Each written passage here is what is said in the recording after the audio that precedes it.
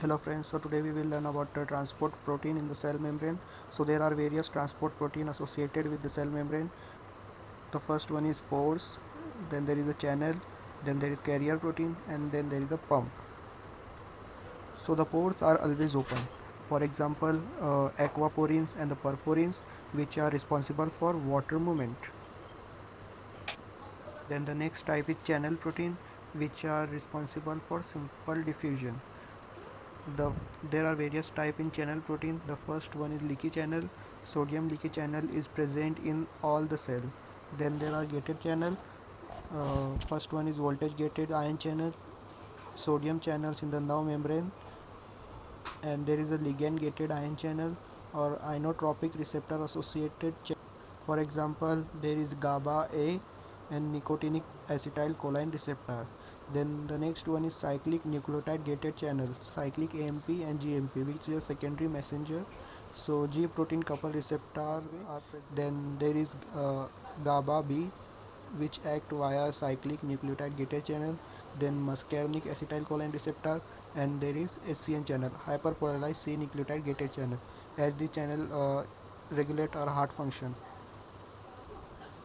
Then there is time gated channel, like slow calcium channels in the heart, which help in the action potential generation.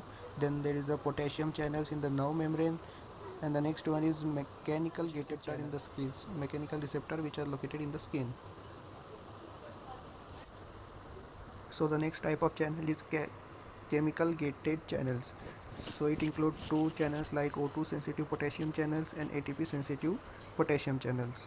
So during hypoxia there is vasodilation in every part of the body, but in lungs there is vasoconstriction because the O2 sensitive potassium channel closes during hypoxia, and there is the accumulation of potassium inside the cell, which cause the opening of voltage sensitive calcium channel, and there is an influx of calcium.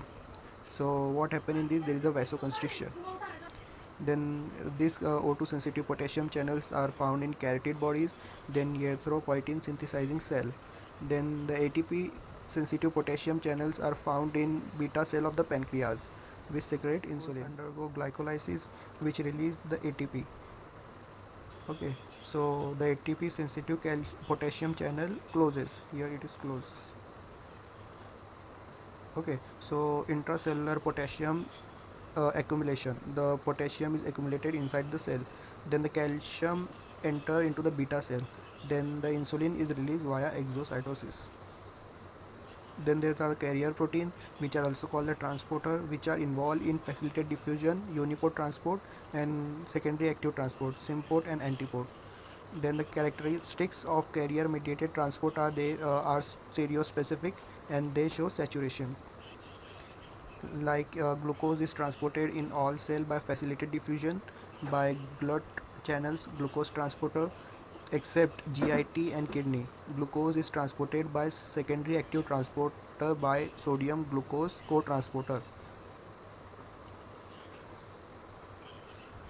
Then there are pumps and ATPase, which carries primary active transport. They bind and break down of ATP and utilize ATP directly. What happen in this, the breakdown of ATP occur, and there is a utilization of ATP directly. For example, there is sodium potassium ATPase pump and SARCA pump, sarcoplasmic reticulum calcium ATPase pump. Then there are two type of these pumps, like ATPase pump, which having a single domain, which include P type, like sodium potassium pump. Then there is V type hydrogen ATPase pump, which is also called the proton pump. They are present in the membrane of the vesicles. And there is F type, work like ATP synthetase. Then there is ATP binding cassette ABC transporter, having one domain where ATP will be bound. Then the other part of the protein will act as a channel or the carrier, like for example, there is a multi-drug resistant transporter MDR, then sulfonyl urea transporter, and FTR, which is the chloride channel.